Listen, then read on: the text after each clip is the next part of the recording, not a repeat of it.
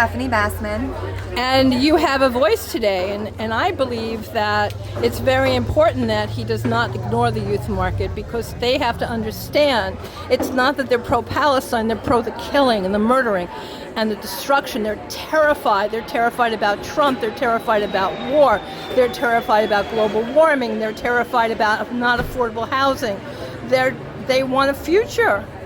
And they want to be able to not be ruled by the haves and the have-mores. And there's nobody that's protecting them. And they don't understand the history of the Jews, but they don't really understand that Hamas is using their own people as human shields, because they believe if they're murdered, then they'll go to a higher place.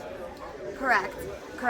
The messaging of the DSA, which has been a plan in place for over 25 years, indoctrinating students at colleges, at elementary schools, at universities all over the world, we're not going to fight that. That is a message that has been well funded and pushed by everyone in the DSA and everyone, the Democratic Socialist Party. There is no such thing as a Democratic Socialist. You're either a Democrat or a socialist. So combining those words is really just a play on words to try to get people to take their position. Unfortunately, the Democratic Party did not pick up on that, or if they did, there were only a few people and they didn't sound the alarm early enough. This has been a consolidated effort over a course of decades, and we're not going to stop that right now.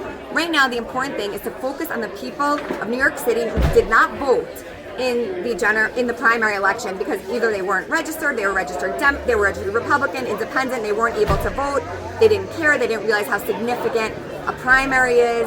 We have to focus on those people and get those people out there to the polls to understand Andrew Cuomo's message. Andrew Cuomo's message needs to be one about what he's going to do for the future. We know he built LaGuardia Airport. He did all of these amazing, innovative programs for the city and for the state of New York. But really, what's he going to do next? What is the next thing he's going to do for the future to bring us closer together as a people, bring New York City to make it great? We are a model for the rest of the country. What are these programs? He wants to take homeless people off the street. Where are they going? Where are they going? So we need a plan to see where are they going. Mamdani cannot offer that. He is saying free Palestine, free prostitutes, free rent, free everything. That's not a plan. We need a cohesive plan from the experts who know affordable housing, who know how to make this happen. And that is an important message that needs to resonate, and it needs to be said, because just focusing on what we've done in the past is great, but the young people of this generation do not know, and they do not care, and they don't want to know. They see an older person running, they don't understand really the intricacies of everything, and we don't have to teach it to them now. We have 4 months. We don't have to teach it to them. We have to go back and we have to find out, strategize, and think about how we can do this collectively and logistically is extremely important.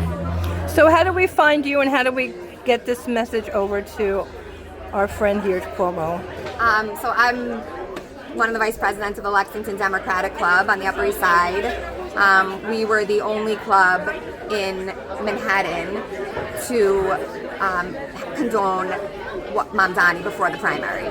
The other Condemn or condone? Condemn him before the primary. It was important to me. I wrote a statement condemning him. It was voted on. It won by 1 vote. That's what goes to show in the Democratic Party what's happening now. It won by 1 vote, and our club is not going to turn into a DSA club. If the DSA wants to have their own club, which they do, our members are happy to join them. And what does DSA mean? Democratic Socialists of America. They're basically communists. Okay. They're about 15, 20 years ago, they realized that they weren't winning on an independent line anymore. So they infiltrated the Democratic Party in order to be able to win in primaries. So they started running people. And Mamdani could have been a sacrificial lamb to run him. They didn't actually think he was going to win. But now they've gotten to the point where they are winning. The next thing is the president, our senator, whatever it is. But he had a message that resonated with them, because they're frustrated and they're frightened. Correct. Governor Cuomo needs a message. He needs to come out with a specific message on what he's going to do. I told him he has to soothe them. He has to make them soothe. It's not going to be on anti-Mamdani. No, it has to be soothing. What are we doing? What's the